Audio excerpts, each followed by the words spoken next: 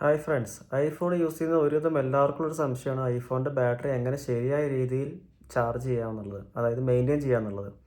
കാരണം ഞാനിപ്പോൾ ഫേസ്ബുക്കിലാണെങ്കിലും പല iOS കമ്മ്യൂണിറ്റി ഗ്രൂപ്പുകളിലായാലും കണ്ടിട്ടുണ്ട്. എൻ്റെ ഫോണിൻ്റെ ബാറ്ററി ബാക്കപ്പ് 2 മാസം കൊണ്ട് ഇത്രയായി, 1 മാസം കൊണ്ട് ഇത്രയായി, അങ്ങനെ കണ്ടിട്ടുണ്ട്. പിന്നെ ചിലർ സ്ക്രീൻഷോട്ട് ഇടാറുണ്ട്, അതായത് ഏകദേശം സൈക്കിൾ 100 ആവുന്നതിന് മുന്നേ തന്നെ 97ഉം 96 ഒക്കെ ആയതായിട്ട്.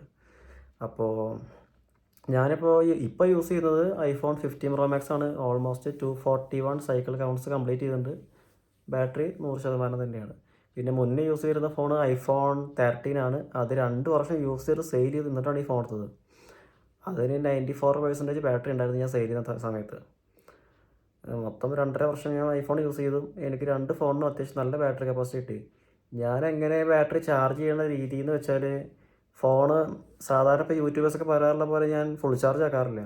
അതായത് ഒരു 20 to 80 കീപ്പ് ചെയ്യാറുണ്ട്. 80 എന്ന് വെച്ചാൽ കറക്റ്റ് 80 ആകുമ്പോൾ എടുക്കുന്നതല്ല. കാരണം ചില സമയത്ത് 85 ആവാറുണ്ട്, 90 ആവാറുണ്ട്. 100 ആക്കാറില്ല, ഫുൾ ചാർജ് ആക്കാറില്ല. പിന്നെ ഫുള്ള് ഡ്രെയിൻ ആക്കാറുമില്ല. ഇപ്പോൾ ഈ 20 എന്നുള്ളത് ഇപ്പോൾ ചാർജ് ചെയ്യാൻ പറ്റാത്ത സിറ്റുവേഷൻ, ഇപ്പോൾ ട്രാവൽ ചെയ്യുന്ന സമയത്തൊക്കെ നമുക്ക് ചാർജ് ചെയ്യാൻ പറ്റില്ല. ചിലപ്പോൾ പവർ ബാങ്കൊന്നും കയ്യിലുണ്ടാവില്ല. അങ്ങനെയുള്ള സിറ്റുവേഷനിൽ ചിലപ്പോൾ 20 കുറച്ചും താഴെ പോകാറുണ്ട്. 10 അതിന് താഴേക്ക് ഇതുവരെ പോയിട്ടില്ല. അതിനുള്ളിൽ ഞാൻ ചാർജ് ചെയ്യാറുണ്ട്.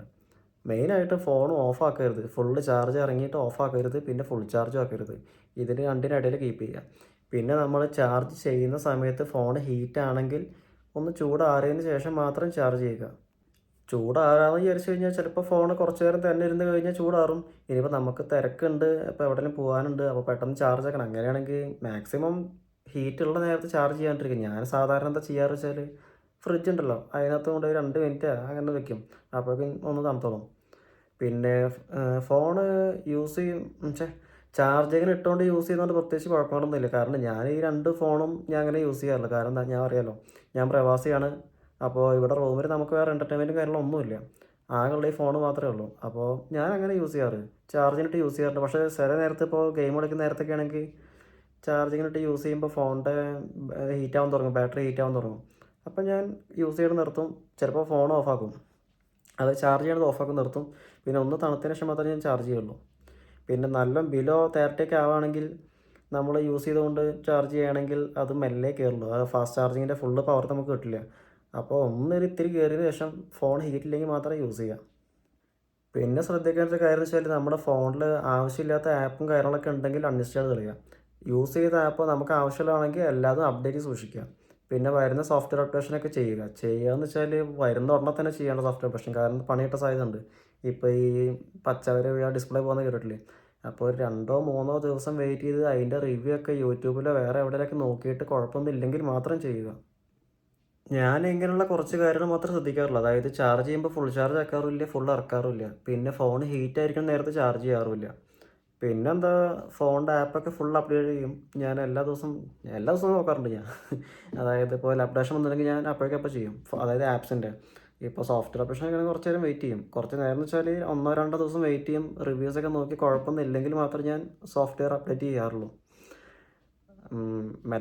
മെയിനായിട്ടും എല്ലാതും അപ്ഡേറ്റ് ആയിരിക്കുക. പിന്നെ ഹീറ്റിംഗ് കണ്ടീഷനിൽ ഫോൺ ചാർജ് ചെയ്യാണ്ടിരിക്കുക. 20 to 80 അതെപ്പോഴും കീപ്പ് ചെയ്യുക. 80 എന്നുള്ളത് 85 90 ആയാലും കുഴപ്പമൊന്നുമില്ല, ഫുൾ ചാർജ് ആക്കാൻ മതി. പിന്നെ ഫോൺ ഡൗൺ ആക്കുമ്പോൾ മാക്സിമം സ്വിച്ച് ഓഫ് ആവരുത്. 10 താഴേക്കൊന്നും സ്വിച്ച് ഓഫ് ആവരുത്. 20 മുകളിൽ എപ്പോഴും ചാർജ് കയറ്റാൻ പറ്റുമോ കയറ്റുക. പിന്നെ 80 or 85 കീപ്പ് ചെയ്യുക. ഇങ്ങനെ കീപ്പ് ചെയ്യുകയാണെങ്കിൽ നമുക്ക് അത്യാവശ്യം നല്ല ബാറ്ററി കപ്പാസിറ്റി കിട്ടും. പിന്നെ ഹീറ്റിംഗ് കണ്ടീഷനിൽ ഫോൺ ചാർജ് ചെയ്യാണ്ടിരിക്കുക.